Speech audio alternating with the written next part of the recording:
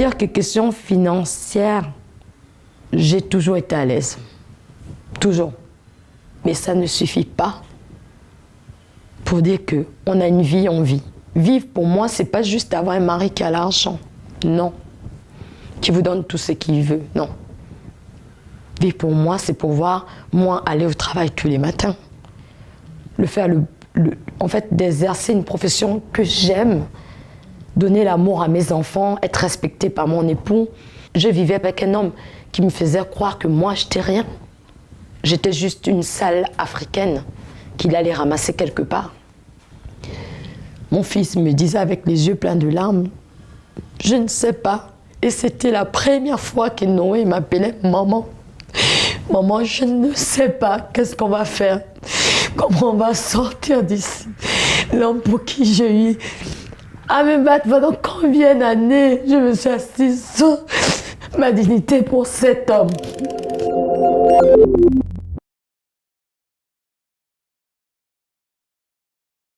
L'homme pour qui j'ai eu à me battre pendant combien d'années, je me suis assise sur ma dignité pour cet homme. Combien d'années? Mais j'ai attrapé la main de mon fils. Et nous sommes allés nous enfermer dans la chambre du fond. Le lendemain, quand il est parti au travail, j'ai appelé une de mes potes de la fac française qui est venue me retrouver. Quand elle est venue me retrouver, elle est passée par l'autre porte qui donne sur la baie vitrée. C'est elle qui m'a... Qui vous a fait sortir de la maison. Qui nous a fait sortir. Elle m'a accompagné prendre le billet d'avion à mon fils pour l'envoyer au Gabon. Et quand il allait au Gabon, il me disait « Et moi, j'ai fait comment? Et toi? Mais moi, je fais comment? Tu pars, moi, je te laisse. » J'ai dit « Ne t'inquiète pas pour moi. Je vais arriver à me débrouiller. » Je me suis en sortie pendant des années. Je vais pouvoir continuer le combat. Et je vais m'en sortir. Va. Et quand je suis allée, il est parti, on l'a déposé à l'aéroport. J'ai joué le jeu avec mon mari parce que on a affaire à quelqu'un qui est un gros manipulateur et un pervers narcissique, un démon.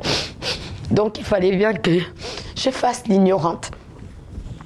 Alors quand je suis allée chez le garagiste pour réparer au retour de l'aéroport ma voiture, le garagiste me dira qu'il y a un GPS dans la voiture. Et pareil, il y a un autre appareil qu'il a placé qui enregistre toutes mes conversations dans la voiture. Alors, j'ai fait comme si rien n'était. Quand je suis rentrée à la maison, j'ai demandé à mon mari s'il n'avait pas des choses à me dire. S'il ne me cachait pas de choses, j'étais très insistante à ce moment. Il ne m'a rien dit. Alors, j'ai fait comme si rien n'était, j'ai joué le jeu. C'est-à-dire, quand j'ai dit... J'ai joué le jeu, c'est-à-dire je sortais la carte de la femme qui ne comprend de rien, l'ignorante, qui accepte tout. Juste pour trouver un moyen de comment m'évader, comment le dénoncer sans que je ne puisse être assassinée ou balancée en abscisse psychiatrique. Alors il a vu que le petit traînait à venir en France parce que le petit a déchiré le passeport. Il a dit qu'il ne revenait plus, il ne retournait plus en France. Et moi, je n'avais pas informé ma mère parce que mon téléphone était sur écoute. Alors, c'est maman qui m'appelle pour me dire « Le petit a déchiré le passeport, il ne veut plus entrer en France, il allait dans tous les sens en me disant qu'il rêve qu'on lui viole la nuit et tout. » Mon fils a bien su garder, cacher un peu l'histoire. Parce qu'il savait d'une part aussi que moi, j'étais en danger. En gros, il m'a un peu, on va dire, protégée. Et ce qui veut dire que j'ai dit à maman, ah bon? Et je ne sais pas comment mon mari a su ma conversation vu que mon téléphone, peut-être dû à ça, que mon téléphone était sur écoute. Quand il est rentré, il m'a battue. Il m'a battue toute la nuit, on va dire. Jusqu'à 4h du matin, les disputes ne s'arrêtaient pas. Et les violences. Oui, je veux que l'enfant revienne en France. La France, c'est son pays. S'il ne rentre pas en France, je te tue ou je te mets en asile psychiatrique s'il parle. Et je ne savais plus quoi faire. Je me suis dit, à ce moment-là, si tu ne sauves pas ta vie pour dénoncer, médiatiser, informer les gens de ce qui se passe, qui va le faire? Le petit, même s'il parle, on ne le croira peut-être pas. Or, moi, j'ai certaines preuves. Je sais ce qu'on a vécu. Il n'y a que moi qui peux témoigner, donc il va falloir que je trouve une solution. Alors, la solution que j'ai eu à trouver, c'était de contacter maman, lui dire que maman, il va falloir que le petit redescende. Et mon mari crie à côté, tout en me donnant les coups sur l'épaule. Vas-y, dis-le de descendre. Et ma mère a commencé à dire non, le petit ne peut pas descendre. Il a déchiré le passeport, il m'a expliqué une situation grave. J'ai dit maman, je sais. Mais maman, n'oublie pas que mon téléphone est sur écoute, s'il te plaît. N'oublie pas. Elle me dit mais pourquoi tu pleures? J'ai dit non maman, je ne peux pas entrer dans les détails avec toi. Mais venez seulement parce que si vous ne venez pas, vous allez apprendre que je suis morte. Mais fais descendre le petit. Je veux le protéger, je vous promets. Et maman accepte de refaire un passeport au petit. Il revient. Sur le chemin de retour, le petit a les angoisses depuis le départ de Libreville jusqu'à Paris. Je suis contactée par Air France qui me dira que le petit angoissé, il va dans tous les sens, il parle de viol, de maltraitance, pardon, que vous vivez, excusez-moi, je suis un peu... c'est quoi, que vous vivez, donc il ne veut pas venir sur la ville sur laquelle vous êtes. On a besoin de l'autorité parentale pour pouvoir prendre soin du petit, c'est-à-dire le traiter au niveau médical parce que le petit n'arrêtait pas de vomir toute la nuit, il ne voulait pas venir, cracher, voilà. J'ai pris le téléphone, j'ai parlé avec mon fils, je lui ai dit, c'est moi qui te parle, c'est ta mère. Je t'ai dit, je vais te protéger, je te promets et je veux le faire. Même s'il faudrait que je lui laisse ma vie, je veux le faire. Alors il me dira au téléphone, tu me promets? J'ai dit oui, promis, j'ai dit promis. Quand il arrive à 17h, parce que son vol, normalement, il devait atterrir sur la ville en question à 9h. Mais au vu de l'état de santé de l'enfant et des crises qu'il a eu à faire d'angoisse, le vol a été recalé, repoussé pour 18h. Donc ce qui fait qu'aux environs de 18h, j'ai pu recevoir mon enfant. Mais l'hôtesse ne voulait pas me le remettre, vu l'état de l'enfant. Elle me disait que vous êtes la maman, vous êtes sûre que vous allez le protéger? J'ai dit oui, je veux le faire. Même s'il faudrait que je meure, au moins lui, il va vivre. Alors je pris le petit. Il allait dans tous les états. Et à un moment donné, je l'ai pris avec mes deux bras. Je lui ai dit, écoute, je sais ce que je fais. Fais-moi confiance pour une fois, ça va aller, on va s'en sortir. Alors quand il est arrivé à la maison, je rappelle ma petite sœur pour dire l'enfant est bien arrivé. Mais j'attends qu'il dorme pour parler avec toi. Ce qui fait que ma sœur, on se laisse un créneau avec ma sœur jusqu'à 21h.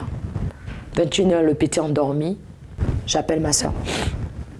Quand j'appelle ma petite sœur qui est à l'étranger, je suis dans tous mes états. J'ai dit, petite sœur, tu te rends compte que l'homme pour qui j'ai eu à faire autant de sacrifices, pour lesquels j'ai eu à m'asseoir plusieurs fois sur ma dignité, a eu abusé de l'enfant. Comment? Et donc c'est ce qui explique le jour où je l'ai croisé, il sortait de la chambre de l'enfant me disant que c'était les toilettes. Or les toilettes se trouvent juste à l'entrée du domicile, pas sur la gauche mais sur la droite. Mais sans trop rentrer dans les détails au téléphone avec ma petite sœur parce que je savais que mon téléphone était sur écoute. Alors, quelques jours après, il rentre. Je prends la décision de dormir maintenant avec mon fils. Ce qui fait que je prends le matelas du clic-clac, qui sont des matelas, les canapés convertis. Voilà. Pour pouvoir, en fait, veiller sur mon fils. Parce que j'avais imposé, en fait, une séparation de corps à la suite de ça, entre mon mari et moi, dans le domicile. C'est-à-dire, je dormais plus avec lui, je me rapprochais plus de lui parce que depuis les violences de juillet, il me dégoûtait. Donc, j'ai pris le matelas du clic-clac, j'ai rangé au salon, je dormais avec le petit. Il m'arrivait 2 fois la nuit de prendre du café pour pouvoir être éveillée. Surveiller. Pour veiller sur le petit, parce que je le lui ai promis. Il suffisait que je somnolais un peu sur le café. Ce qui faisait que durant toute cette période, j'étais beaucoup fatiguée. Parce que quand je sors de la fac ou du petit boulot que j'avais, je venais juste à la maison, je dors. Je dois encore remettre le réveil pour aller chercher le petit à l'école. Parce que lui, vu que l'affaire avait commencé à exploser, il s'en foutait de prendre l'enfant à l'école. Il ne voulait plus faire semblant, je vais dire. Donc, à suite de cela, là, on rentre vraiment, je vais dire, dans une période horrible. Parce que l'enfant subissait, hormis du viol il vivait déjà, et des violences intrafamiliales que nous, on vivait, des bastonnades à l'école du petit. Oui, ton beau-père t'a violé. Alors, on a été convoqués à l'école du petit avec mon époux. Nous sommes allés sur ces menaces, dit qu'il n'y a rien. Sinon, vous savez, vous allez aller en asile psychiatrique. J'ai joué le jeu. Nous sommes allés à l'établissement du petit. Il y a la CPE et l'assistante sociale de l'établissement qui nous interroge sur le fait du viol en question. J'ai dit à madame la CPE, comment vous êtes au courant de ma conversation téléphonique? À ce que je sache, j'ai juste échangé le sujet entre ma petite sœur et moi dans l'appartement et il était tard. Oh oui, mais c'est le juge pour enfants qui nous a dit de vous interroger là-dessus pour savoir si c'était vrai. J'ai dit, mais c'est bizarre. C'est ma conversation téléphonique. Comment vous l'avez su? Elle me dit, mais je vous dis déjà, madame. Et j'ai regardé mon époux. Pour moi, je me suis dit, est-ce que ce n'est pas l'occasion de dénoncer? Mais pour lui, il a pris son pied, il m'a piétiné. Oui, tes pinces. Ça, c'est déjà pour t'avertir. Que si tu parles, ça va mal se passer. Alors, j'ai dit non, il n'y a rien, c'est des gens qui racontent ça, voilà. Je rappelle ma mère pour dire qu'est-ce que vous avez mis dans la tête à mon enfant, tout en disant à ma mère que maman, c'est le code. C'est comme ça qu'on parlait maintenant avec ma famille. Parce que je savais qu'il avait mis des applications dans mon téléphone pour surveiller ma vie, ce que je faisais, mes conversations. À la suite de ça, en fait, l'enfant continue à vivre des violences à l'établissement, des bastonnades liées à nos conversations téléphoniques. Ça se retrouve dans toute la ville. Je ne comprenais pas ce qui se passait. J'étais perdue. Mes amis étaient éloignés de la fac, étaient éloignés de moi. Je recevais des appels de mes potes de la fac, parce que j'en ai pas beaucoup déjà, j'en avais que 3, qui me disaient, oui, il paraîtrait que tu cherches quelqu'un pour te faire l'amour. Il paraîtrait qu'on a dit que tu es une fille à problème. J'étais harcelée. Mon fils était harcelé, battu. Me suis même fait agresser physiquement dans les rues de Pau, jusqu'à en avoir des entorses au bras, des violences. Ça ne faisait que s'accentuer. Je ne comprenais pas. Alors, avec le temps, je décide d'enlever. Le jour où je suis contactée par l'établissement du petit, que l'enfant a reçu un coup au thorax, il est allongé. Je vais à l'établissement. Je trouve mon enfant entouré de tous les responsables de l'école en question. L'enfant est là en train de pleurer. Il se plaint de la douleur à la poitrine, mais personne ne le prend au sérieux. Je prends mon petit, je le porte jusqu'à l'hôpital. À la clinique, on me dit le service des urgences n'est plus là. Il faut aller à une autre clinique. J'appelle mon époux. J'ai besoin que tu sois là. Il me dit, je ne peux pas. Aude a dit, c'est pas important. Ma présence ne va rien changer. J'ai dit qui? Pardon? Non, je me suis trompée, j'ai rien dit, tu as du mal à entendre. Entre-temps, je ne savais pas que tout ce que mon fils et moi nous vivions, c'était mon mari qui était derrière ça. Il ne savait pas comment se débarrasser de nous, parce que l'enfant avait commencé à parler, l'enfant n'avait plus les 9 ans en fait. L'enfant avait commencé à le repousser depuis le 24 avril 2023. Donc il fallait bien qu'il trouve un moyen de se débarrasser de moi et de mon fils, tout en me faisant passer moi pour la prostituée du service de la ville et mon fils pour le délinquant qui doit aller en centre de rétention pour jeunes délinquants étrangers. À l'école, aux réunions que j'assistais, on me disait mon fils a atterré de ses facultés mentales. Or, c'est complètement faux. Moi, j'étais même accusée d'harcèlement. envers une autre femme qui est d'un autre pays européen. Or, tout ça, c'était une organisation que mon époux avait fait contre moi, l'homme pour qui j'ai eu à renoncer à ma vie. En plus d'avoir abusé de mon fils qui était derrière ça. Et à ce moment-là, moi, j'attire beaucoup l'attention des gens sur ça. Quand mon téléphone était sur écoute, ces personnes dont je vais taire le nom savaient qu'on vivait des violences, mon fils et moi. Même le viol de mon fils, ils le savaient. Mais jamais ils n'ont intervenu. Ils ont dit que c'était dans le cadre d'une enquête. Or, cette enquête, c'est juste une mascarade. C'était juste une façon de me rejeter, en fait, m'inventer une vie tout en enjolivant les choses pour pouvoir me détruire, pour faciliter le désordre que ce pédophile, je me permets de dire devant les caméras, a fait. À la suite de cela, je prends mon fils. En novembre 2023, je prends mon fils. Je monte sur Paris, voir le consul du Gabon à Paris, dont je vais taire le nom. Il nous reçoit dans son bureau. Il nous fait comprendre que c'est pas la première fois que ce genre des histoires arrivent entre les militaires français et les jeunes femmes africaines. Je dirais africaines parce que là aussi, ça touche pas que le Gabon, ça touche beaucoup d'autres pays. Il nous est porté conseil de prendre mon fils et de fuir. Quand il me demande de fuir, ma mère à ce moment-là arrive à venir en France.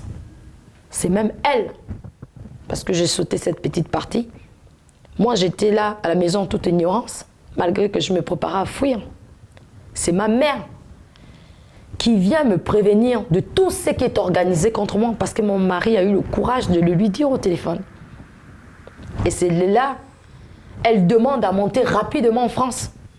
Parce que lui, son plan, c'était que pendant qu'il est en OPEX, en mission, c'est de là où tout allait se passer. Qu'on allait me prendre le petit, nous balancer en asile psychiatrique. Et il aura peut-être inventé à mes parents qu'il ne sait pas où je suis ou qu'est-ce qui m'est arrivé. Parce que si c'est pour me tuer, il a essayé de me tuer plusieurs fois, cet homme. Avant que ma mère n'arrive, il m'a frappé jusqu'à me mettre nue devant mon fils à 2 reprises. Pourquoi ceux qui ont mis mon téléphone sur écoute n'ont pas intervenu? C'est mon fils qui a pris la serviette pour me couvrir. Pourquoi ils n'ont pas intervenu? Ils me disent, c'est dans le cadre d'une enquête. Non. On n'inflige pas autant de traumatismes à 2 innocents. Non.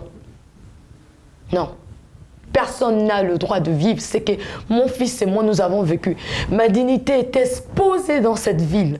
Parce que mon propre époux me filmait nu, me faisait droguer l'enfant. Il nous administrait des médicaments pour fous. La bézédopidine, ou des médicaments qui sont pour des personnes atterrées de leur faculté mentale.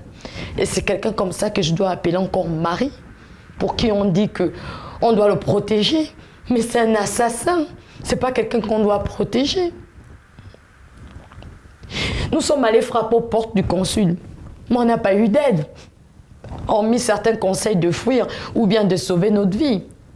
Quand on a pris une avocate qui a été désignée, qui travaille dans le compte du Gabon, dont je vais taire le nom, elle nous orientait au mieux. Mais je remercie cette femme, parce que bien qu'elle n'a pas poursuivi, achevé, c'est-à-dire achevé sa mission, qui était de m'accompagner dans cette bataille, mais elle m'a quand même porté conseil. Et c'est elle qui m'a informé de beaucoup de choses. Donc pour ça, moi je lui dis, juste à elle, et pas au consul, mais à elle, merci. Parce que moi, au départ, je croyais qu'il n'y avait que l'enfant qui était drogué et violé. Mais moi, j'apprends que mon propre mari, pour qui j'ai eu à temps traverser des choses, à renoncer à ma vie, me faisait violer, me droguer et me filmait pour pouvoir justifier ces conneries qu'il a eu à faire à mon fils. Personne ne fait ça à sa femme. Personne ne fait ça à un enfant qu'on a vu grandir. Non, surtout pas lui, qui a connu mon père. Pas lui.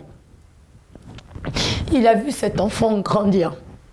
Aujourd'hui, mon fils est dans un état horrible. Je suis allée frapper des portes en France, dans la ville là où j'étais. Mais c'était toute une organisation, mais moi qui m'était inconnue.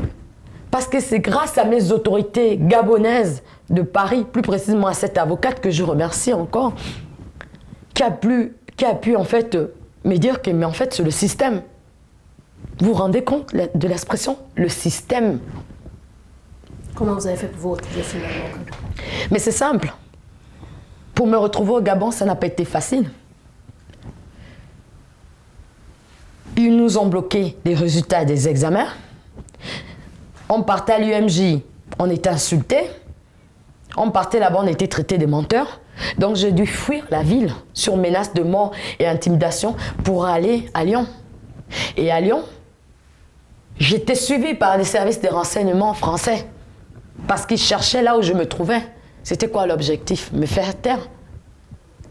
Ils nous ont inventé des problèmes quand on a des problèmes psychiatriques. Alors moi, je jouis de toutes mes facultés mentales, aussi bien que je sais comment je m'appelle et que je pourrais apporter les preuves de tout ce que je dis, de ces personnes qui ont contribué à ça.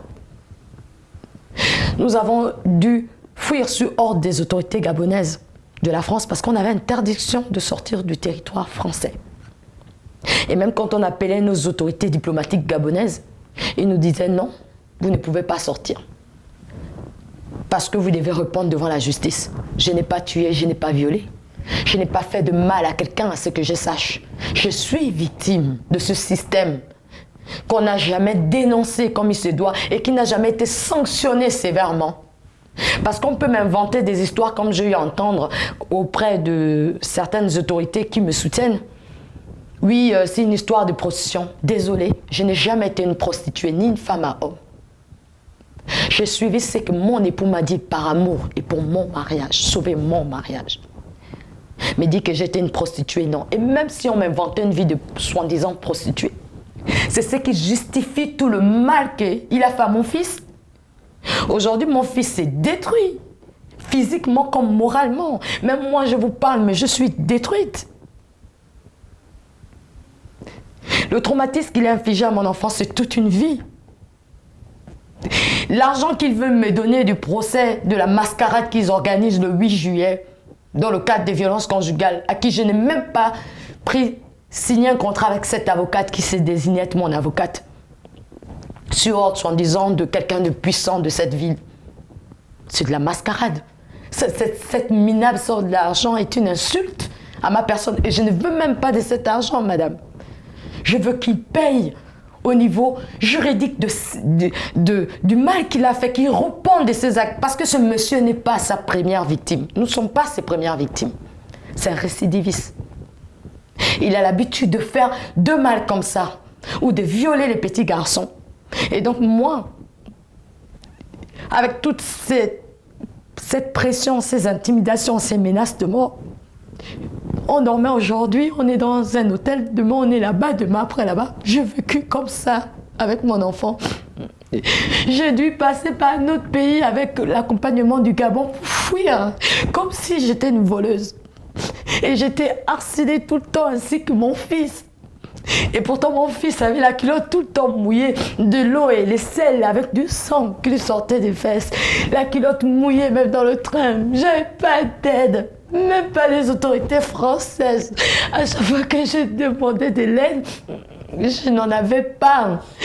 Et si c'est pas que j'étais rentrée au Gabon, comment j'aurais pu savoir que mon enfant était gaspillé au niveau du côlon comme maintenant? Quelle est l'aide qu'on me donne? Quel est l'accompagnement? Qu'est-ce qu'on me propose à moi? Qu'il y a un enfant qui est détruit ou moi qui est détruite? Aujourd'hui, je ne me mets plus en robe parce que tout mon corps est gaspillé, que des cicatrices. Mais malgré ça, la justice de cette ville, plus précisément en France, trouve des excuses pour justifier leur corruption, leur injustice, leur racisme qu'ils nous ont fait vivre. Parce que ça, c'est du racisme. Dire qu'un enfant qui n'avait que 9 ans au moment de ces horreurs était consentant, c'est de l'injustice, c'est du racisme. Ça n'a pas lieu d'être. Et pourtant, c'est un pays de droits de l'homme.